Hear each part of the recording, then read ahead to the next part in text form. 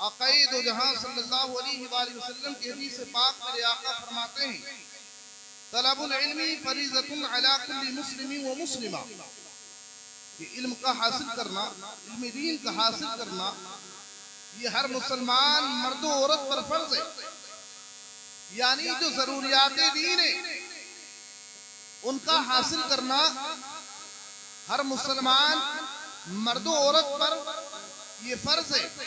اگر ہم نے ضروریات دین کو نہیں سیکھا تو میرے عزیزو ہم کو اس کا حساب دینا ہوگا. جب بندہ بالغ ہو جاتا ہے، احکام شریعت، قانون شریعت جب اس پر لاگو ہو جاتے ہیں تو پھر اگر اس کے بعد اس نے ضروریات دین کو نہیں سیکھا تو وہ اس کا حساب دے ہوگا. ہر بندے کو حساب دینا ہے. اس لیے ضرورت ہے کہ جہاں ہم 50 60 سال 70 سال کی زندگی گزار دیتے ہیں کہ ہمیں نہ جانے بچپن سے لے کے جوانی بڑھاپے تمام تر باتیں یاد رہتی ہیں، لیکن ہمیں یاد نہیں. تو وضو کا طریقہ ہم کو معلوم نہیں، غسل کا طریقہ ہم کو معلوم نہیں، نماز کا طریقہ ہم کو معلوم نہیں، احکام شریعت ضروریات دین سے ہم ناواقف ہیں. تو میرے عزیزو جہاں ہم دنیاوی چیزوں کو یاد رکھ سکتے ہیں، یاد کر سکتے ہیں، وہاں ہم ضروریات دین کو بھی یاد کر سکتے ہیں. اس لیے ضرورت ہے کہ آپ علم حاصل کریں. دینی علم بھی ضروری، وہیں دنیاوی ماڈرن ایجوکیشن بھی ضروری. اس لیے کہ اگر ہم دینی علم حاصل کریں تو اس سے ہماری زندگی بھی سدھرے گی، ہماری قبر و حشر کی زندگی بھی سدھرے گی. لیکن اگر وہیں ہم دنیاوی ماڈرن ایجوکیشن حاصل کریں تو ہم مخالف کی نگاہوں میں آنکھیں ڈال کر کے بتا سکتے ہیں اور بات کر سکتے ہیں. یہ بات ہم کس وقت کر سکیں گے؟ جس وقت ہمارے پاس ایجوکیشن ہوگی، علم ہوگا، نالج ہوگی. ہندوستان کا سنویدھان ہم نے جانا ہوگا. وہ کب جان سکتے ہیں کنسٹیٹیوشن آف انڈیا؟ جس وقت ہمارے پاس میں علم ہو، نالج ہو، ایجوکیشن ہو. جب یہ تمام تر باتیں ہمارے ذہنوں میں ہوں گی، علم ہوگا ہمارے پاس، نالج اور ایجوکیشن ہمارے پاس ہوگی، تو میرے بھائی ہم متے مخالف کی آنکھوں میں آنکھیں ڈال کر کے بات کر سکتے ہیں اور اس کو جواب دے سکتے ہیں.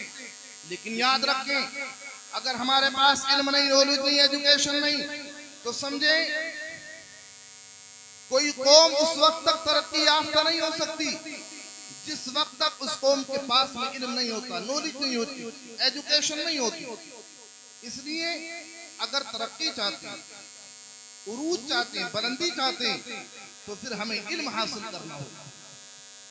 اور قرآن عظیم، فرقان حمید یہ ایسی کتاب ہے سبحان اللہ کہ اگر اس کو غیروں نے سنا، غیروں نے سمجھا تو وہ بھی کلمہ پڑھ کر کے مسلمان ہو گئے. ایک روایت میں آپ کے سامنے پیش کرتا ہوں. عتبہ بن ربیعہ یہ خطیب قریش، عظیم ساحر البیان، فصیح اللسان، یہ ایسا شخص تھا کہ جس کی فصاحت و بلاغت کے چرچے ملک عرب میں تھے. یہاں تک کہ پیغمبر اسلام صلی اللہ علیہ وآلہ وسلم کی بارگاہ میں ایک مرتبہ آیا. آنے کے بعد اس نے کیا دیکھا کہ نبی آخر الزمان خاتم پیغمبران جناب محمد رسول اللہ صلی اللہ تعالی علیہ وآلہ وسلم قرآن عظیم کی تلاوت کر رہے ہیں. میرے آقا قرآن کریم کی تلاوت فرما رہے ہیں، سورہ حمیم کی آیتوں کی تلاوت کر رہے ہیں. یہ اتنا بڑا فصاحت و بلاغت میں ماہر تھا، قریش کو خطاب فرماتا تھا. لیکن جس وقت اس نے پیغمبر اسلام کی زبان سے قرآن عظیم کے الفاظ کو سنا، سننے کے بعد میں میرے آقا کے قدموں پہ گرا اور گرنے کے بعد میں کہتا ہے نہ یہ جادو ہے اور نہ ہی یہ کوئی دنیا کی جادوگری کا علم ہے. یہ صرف اگر کوئی بات ہے تو یہ اللہ رب العزت کی بات ہے، یہ پروردگار عالم کا کلام ہے. قدموں پہ گرا، کلمہ پڑھ کر کے مسلمان ہو گیا. اللہ اکبر کبیرہ. تو میرے عزیزو آپ سمجھ سکتے ہیں کہ قرآن عظیم فرقان حمید یہ ایسی کتاب ہے کہ اس سے زیادہ فصاحت و بلاغت کسی کلام میں نہیں ہو سکتی. ایک اور حکیم تھے، بڑے ماہر حکیم، نام زماد بن ثعلبہ۔ کیا دیکھتے ہیں کہ مکہ سے ان کا گزر ہوا، کچھ لوگ، کچھ نوجوان بچے پیغمبر اسلام صلی اللہ علیہ وآلہ وسلم کے پیچھے پڑے اور میرے آقا کو مجنون کہہ رہے ہیں، پاگل کہہ رہے ہیں، دیوانہ کہہ رہے ہیں معاذ اللہ۔ انہیں معلوم نہیں تھا کہ یہ نبی آخر الزمان ہیں، یہ خاتم پیغمبراں ہیں، یہ جناب محمد رسول اللہ ہیں۔ ان کی شان کیا، ان کی عظمت کیا، ان کا مقام کیا۔ وہ زماد بن ثعلبہ جو بہت بڑے حکیم، بہت بڑے ماہر طبیب تھے، جب انہوں نے بچوں کو دیکھا تو انہوں نے بھی یہی گمان کیا۔ جب انہوں نے یہ گمان کیا تو میرے آقا کی بارگاہ میں آئے، آنے کے بعد میں کلائی کو پکڑا۔ جیسے ہی کلائی کو پکڑا تو میرے آقا صلی اللہ علیہ وسلم سے عرض گزار ہوئے کہ میں بہت بڑا ماہر حکیم ہوں، طبیب ہوں، میں آپ کا علاج کر سکتا ہوں، اللہ اکبر کبیرہ۔ میرے آقا نے اس کی نگاہوں میں نگاہیں ڈال کر کے قرآن کریم کی چند آیتیں پڑھی۔ جیسے ہی میرے آقا نے چند آیتیں قرآن کریم کی پڑھی، اس کے دل میں رقت طاری ہو گئی، وہ گھبرانے لگا، رونے لگا اور لوگوں کو سمجھانے لگا، اے لوگوں، تم انہیں مجنون کہتے ہو، تم انہیں پاگل اور دیوانہ کہتے ہو۔ یہ پاگل اور دیوانے نہیں، بلکہ یہ تو ہم جیسے دیوانوں اور پاگلوں کا علاج کرنے کے لیے آئے ہیں۔ اللہ اکبر کبیرہ، یہ نبی آخر الزمان خاتم پیغمبران صلی اللہ علیہ وسلم کی زبان سے قرآن کریم کے وہ کلمات نکلنے تھے، وہ آیتیں نکلنی تھی، وہ بھی میرے آقا کے قدموں پہ گرے، کلمہ پڑھ کر کے مسلمان ہو گئے۔ تو میرے عزیزوں، آپ سمجھ سکتے ہیں کہ قرآن عظیم کو جس نے پڑھا، جس نے سمجھا، وہ کلمہ پڑھ کر کے مسلمان ہو گیا۔ کہ حق کا پیغام مٹ نہیں سکتا، دین کا نام مٹ نہیں سکتا، ساری دنیا ہو ایک طرف پھر بھی، ساری دنیا ہو ایک طرف پھر بھی، میرا قرآن مٹ نہیں سکتا۔ اللہ اللہ، یہ قرآن عظیم کتنی مقدس کتاب، کتنی عظمتوں والی کتاب، کتنی شانوں والی کتاب، کہ جس کا دیکھنا بھی عبادت، جس کا پڑھنا بھی عبادت، جس کا سننا بھی عبادت۔ میرے آقا کی حدیث پاک، میرے آقا ارشاد فرماتے ہیں، اگر کوئی قرآن کریم کا ایک لفظ پڑھے، اللہ اس کو 10 نیکی عطا فرماتا ہے۔ سبحان اللہ۔ میرے آقا نے ارشاد فرمایا، الف لام میم، ایک حرف نہیں بلکہ الف ایک حرف ہے، لام ایک حرف ہے، میم ایک حرف ہے۔ اگر کسی نے الف لام میم پڑھا تو اللہ رب العزت اس کو 30 نیکی عطا فرماتا ہے۔ سبحان اللہ۔ وہ میرے بھائی، قرآن پڑھا کرو، قرآن کی تلاوت کرو۔ قرآن ہم پڑھیں گے تو برکتیں آئیں گی، رحمتیں آئیں گی، گھر میں خیر و برکت کا نزول ہوگا، ہمارے گناہ معاف ہوں گے، ہمارے درجات بلند ہوں گے۔ سبحان اللہ۔ اور میرے بھائی دیکھیں، یہ جو قرآن کریم پڑھتے ہیں، یہ جو طالبان علوم نبویہ ہیں، وہ میرے بھائی، ان کی شان بھی بڑی، ان کی عظمت بھی بڑی، ان کا مقام بھی بڑا۔ جب یہ قرآن کریم کو پڑھنے کے لیے نکلتے، سبحان اللہ، تو میرے بھائی، اللہ رب العزت کے مقدس فرشتے اپنے پروں کو ان کے قدموں کے نیچے بچھا دیتے ہیں۔ اللہ اللہ، کتنی بڑی شان، کتنی بڑا مقام ہے ان کا۔ اور یہی تک نہیں بلکہ میرے آقا کی حدیث پاک سماعت کریں۔ میرے آقا ارشاد فرماتے ہیں، من زار عالما فکانما زارنی، جس نے کسی عالم دین کی زیارت کی، اس نے مجھ محمد کی زیارت کی۔ میرے من صاحب عالما فکانما صاحبنی، جس نے کسی عالم دین سے مصافحہ کیا، اس نے مجھ محمد سے مصافحہ کیا۔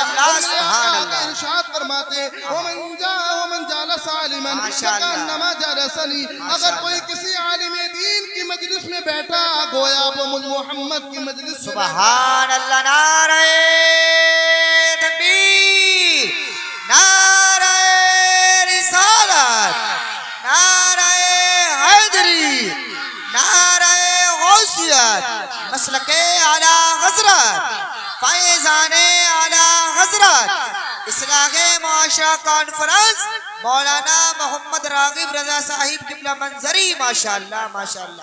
ارے جواب نہیں میرے بھائی قرآن خود بھی پڑھیں، اپنے بچوں کو بھی قرآن کی تعلیم سے آراستہ و پیراستہ کرے.